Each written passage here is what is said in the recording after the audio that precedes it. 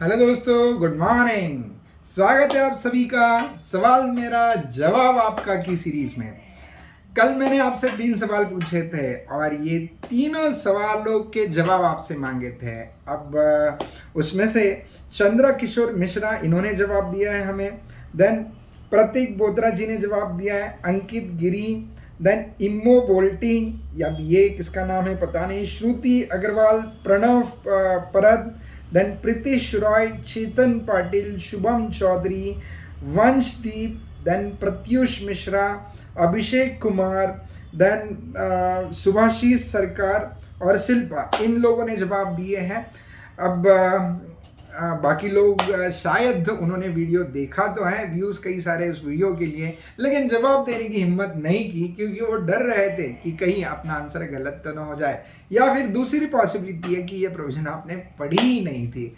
कोई बात नहीं देवी और सज्जनों, ठीक है, हमारा यही मकसद है आपकी ये वीडियो बनाने के पीछे कि आपके एक तो जहाँ कन्फ्यूजन है वहाँ की प्रोविजंस आपके क्लियर हो जाए और जो प्रोविजन आपको पता नहीं वो प्रोविजन आपको पता चल जाए। तो कल का जो मैंने क्वेश्चन पूछा था वो सेक्शन 115 BAC के ऊपर पूछा था, न्यूली इंट्रोड्यूस सेक्शन 115 BAC, जिसके तहत गवर्नमेंट ने इंडिविजुअल्स को ऑप्शन दिया है weather they are willing to pay tax as per higher slab rates और lower slab rate। तो अगर आप हायर स्लैब रेट से टैक्स पे करते हो तो आपको सारे डिडक्शंस एग्जम्पशंस तो मिलेंगे लेकिन टैक्स रेट ज़्यादा लगेगा। वही 115 BAC का ऑप्शन ऑप्ट करते हो तो ऐसे केस में आपके जो स्लैब्स है वो लोअर स्लैब रेट है, कम रेट से आपको टैक्स लगेगा, लेकिन गवर्नमेंट ने इसमें आपके कुछ एग्जम्पशंस और डिडक्शंस हटा दिए हैं। तो इसी के ऊपर मैंने आपको क्वेश्चन पूछा था। पहला क्वेश्चन ये था कि जो सैलरीड एम्प्लॉई है उनको income under the head salary में जो सेक्शन 16 की तहत डिडक्शन मिलते हैं, 16(1)(a) में स्टैंडर्ड डिडक्शन मिलता है, 16(2) में एंटरटेनमेंट अलाउंस का डिडक्शन मिलता है और 16(3) में प्रोफेशन टैक्स का डिडक्शन मिलता है। तो जो सैलरीड एम्प्लॉइज 115 BAC का ऑप्शन ऑप्ट करते हैं, क्या उनको ये 3 डिडक्शन मिल पाएंगे या नहीं, ये पहला सवाल था। और इसका जवाब जो है, बोलो बोलो बोलो, यस, इसका जवाब बिल्कुल नो है। नो का मतलब सर, इसका मतलब सैलरीड एम्प्लॉइज जो 115 BAC के मुताबिक टैक्स पे करने की मंशा रखते हैं उनको सेक्शन 16 का कोई भी डिडक्शन नहीं मिलेगा। मतलब स्टैंडर्ड डिडक्शन गया, स्टैंडर्ड डिडक्शन गया, एंटरटेनमेंट अलाउंस का डिडक्शन गया और प्रोफेशन टैक्स का डिडक्शन गया। 115 BAC को ऑप्शन अवेल करने वालों, आपको सैलरी हेड में कोई डिडक्शन मिलने वाले नहीं है। चलो, ये पहला क्वेश्चन था। दूसरा क्वेश्चन, अब दूसरा क्वेश्चन हाउस प्रॉपर्टी पे था।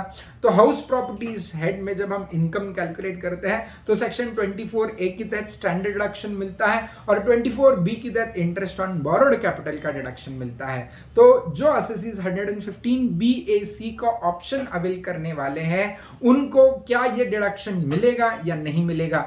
अब इसमें क्लैरिफिकेशन बस इतना ही है कि 115 BAC वाले assessees interest on borrowed capital का डिडक्शन नहीं ले सकते। इंटरेस्ट ऑन बोरोड कैपिटल का डिडक्शन नहीं ले सकते, इसका मतलब 24B का डिडक्शन नहीं मिलेगा, लेकिन 24A का डिडक्शन जरूर मिलेगा। तो ये एक छोटी सी ट्रिक थी। अब इसका मतलब अगर आपको याद रखना 115 BAC में अगर कोई income from house property calculate कर रहा है, भले वो सेल्फ ऑक्यूपाइड प्रॉपर्टी की इनकम कैलकुलेट कर रहा है, तो वैसे भी आपका स्टैंडर्ड डिडक्शन नील ही आता है, इंटरेस्ट ऑन बोरोड कैपिटल का डिडक्शन मिलेगा नहीं। अगर आप लेट आउट प्रॉपर्टी की इनकम कैलकुलेट करते हो तो आपको 30% का स्टैंडर्ड डिडक्शन मिलेगा, लेकिन इंटरेस्ट ऑन बोरोड कैपिटल का डिडक्शन मिलने वाला नहीं है अगर आप 115 BAC को ऑप्शन अवेल करते हो तो।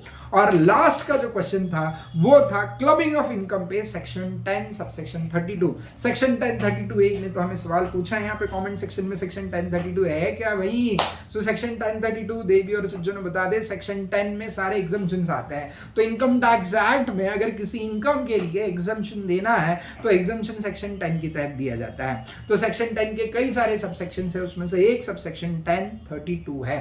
1032 की तहत क्लबिंग ऑफ इनकम के वक्त माइनर चाइल्ड का इनकम उसके पेरेंट्स के फाइल में क्लब किया जाता है। तो माइनर चाइल्ड का इनकम जब उसके पेरेंट्स के फाइल में क्लब किया जाता है तो the parent is allowed an exemption of ₹1,500 पर माइनर चाइल्ड, ठीक है, from the clubbed income. Minor का जो क्लब्ड इनकम है, ठीक है, जो पेरेंट्स के फाइल में क्लब होता है उसमें से 1500 रुपए का एग्जम्पशन सेक्शन 1032 के तहत दिया जाता है। लेकिन अब इसमें भी याद रखना है, अगर पेरेंट ने 115 BAC के ऑप्शन के तहत टैक्स पे करने का तय किया तो देवियर सज्जनों आपको 1500 रुपए का जो एग्जम्पशन मिलता है वो मिलने वाला नहीं है। तो ये छोटी छोटी चीजें हैं जो चूक सकती है एग्जामिनेशन में, आपके आंसर्स को गलत करवा सकती है, तो ये याद रखना जरूरी है, ठीक है। चलो, सो ये था कल के 3 क्वेश्चंस का डिस्कशन। उसके अलावा ऐसे थोड़ी ना जाने दूंगा, आज भी तो मैं आपको कोई क्वेश्चंस पूछूंगा जरूर।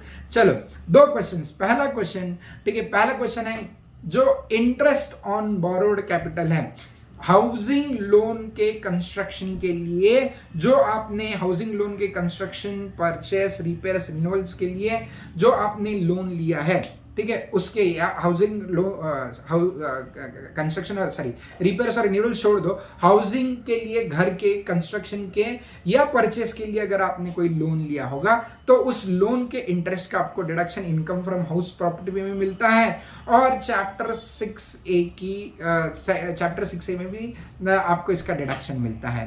तो मेरा सवाल, पहला सवाल ऐसा है, सवाल नंबर 1, क्या आपको केवल एक हाउस प्रॉपर्टी के इंटरेस्ट का डिडक्शन मिलेगा अगर वो प्रॉपर्टी सेल्फ ऑक्यूपाइड है, या फिर 2 हाउस प्रॉपर्टी के इंटरेस्ट का डिडक्शन मिलेगा, ठीक है।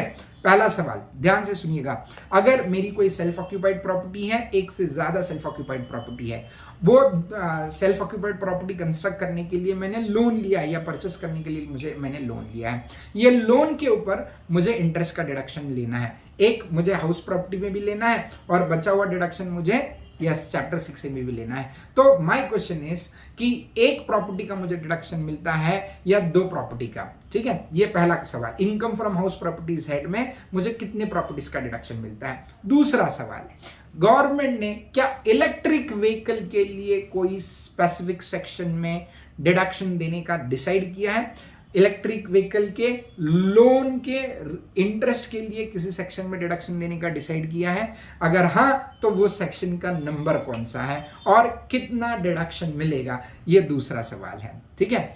और तीसरा सवाल और आखिरी सवाल, क्या रेट्स ऑफ डेप्रिसिएशन में कोई बदलाव हुए हैं जब हम PGBP profits and gains from business और प्रोफेशन की इनकम कैलकुलेट करते हैं, तो ऐसे केस में कंप्यूटर्स एंड लैपटॉप के ऊपर कितने रेट से डेप्रिसिएशन मिलता है, ठीक है। बस ये 3 सिंपल क्वेश्चन मैंने आपसे पूछे हैं, ठीक है। फिर से एक बार रिपीट करता हूं तीनों क्वेश्चन। पहला, अगर मेरे पास एक से ज्यादा सेल्फ ऑक्यूपाइड प्रॉपर्टी है तो क्या उन सेल्फ ऑक्यूपाइड प्रॉपर्टी के इंटरेस्ट का डिडक्शन मुझे एक से ज्यादा प्रॉपर्टी के लोन टेकन फॉर परचेस और कंस्ट्रक्शन का डिडक्शन मिलेगा।